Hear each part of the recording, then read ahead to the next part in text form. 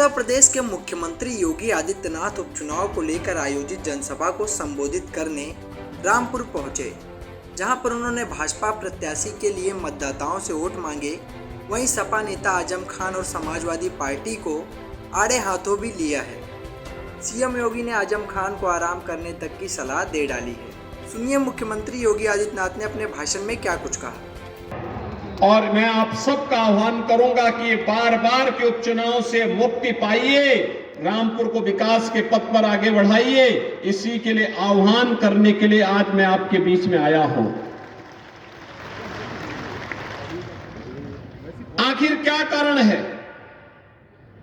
रामपुर जिसकी अपनी एक पहचान थी, कभी राम गांव के नाम पर अपने प्राकृतिक सौंदर्य, प्राकृतिक संसाधन, जल संसाधन, अत्यंत उर्वरा भूमि, देश की आजादी की लड़ाई में अग्रणी भूमिका के साथ कार्य करने वाले, और कभी रामपुर के माध्यम से यहां के कारीगर, यहां के हस्तशिल्पियों के द्वारा, चाहे वह रामपुरी चाकू हो और चाहे वायलिन के माध्यम से, जरी जरदोजी के माध्यम से रामपुर को एक पहचान दिला करके वैश्विक पहचान दिलाने का कार्य हो।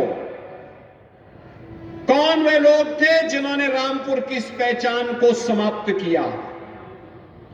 एक एक करके उसे इस पहचान से वंचित किया गया और रामपुर को चंद चेहरों के, अवसरवादी चेहरों के घरौदे में घिर करके अपने आप में तड़पता हुआ दिखाई दे रहा था। आपने पिछले 8.5 वर्ष के अंदर प्रधानमंत्री मोदी जी के नेतृत्व में केंद्र की सरकार को कार्य करते हुए देखा है, और विगत 5.5 वर्ष के दौरान उत्तर प्रदेश में भी भारतीय जनता पार्टी की सरकार को कार्य करते हुए देखा है कि नीति के तहत सरकार कार्य कर रही है। और भाइयों बहनों, इसीलिए आज आपने आपके बीच में आया हूं। एक बार भारतीय जनता पार्टी को रामपुर में विजय बना करके देखिए। विकास के कार्य में फिर कोई बाधा आती है, आप हमारे विधायक को, हमारे सांसद को पकड़िए, वे लोग कार्य कराएंगे।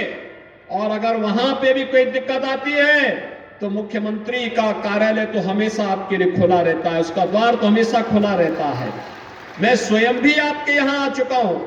मैं लोकसभा चुनाव में भी आया था, और लोकसभा चुनाव के बाद रामपुर वासियों के प्रति धन्यवाद ज्ञापित करने के लिए भी मैं आया था। जब आपने से घनश्याम सिंह लोधी को विजयी बना के भेजा, तब भी धन्यवाद देने के लिए मैं रामपुर में आया था।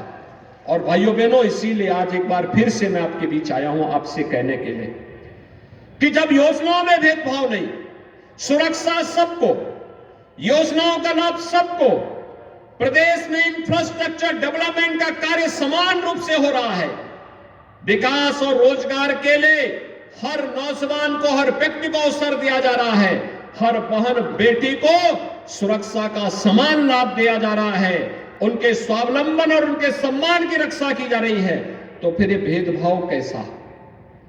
भेदभाव सरकार नहीं करती है, तो मेरी अपील होगी कि हमारे प्रत्याशी को वोट देने में भी भेदभाव नहीं होना चाहिए। हमारे प्रत्याशी को भी उसी भाव के साथ, उसी पवित्र भाव के साथ वोट मिलना चाहिए जिस पवित्र भाव के साथ सरकार ने, डबल इंजन सरकार ने आपकी सेवा की है।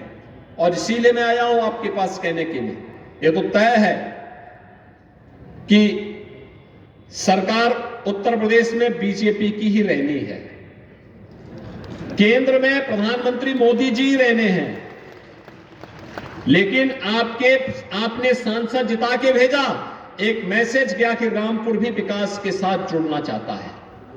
विधायक चुनाव जिता करके भेजेंगे, एक मैसेज होगा, रामपुर अब उन अवसरवादी हाथों के खिलाफों का खिलौना नहीं बनेगा।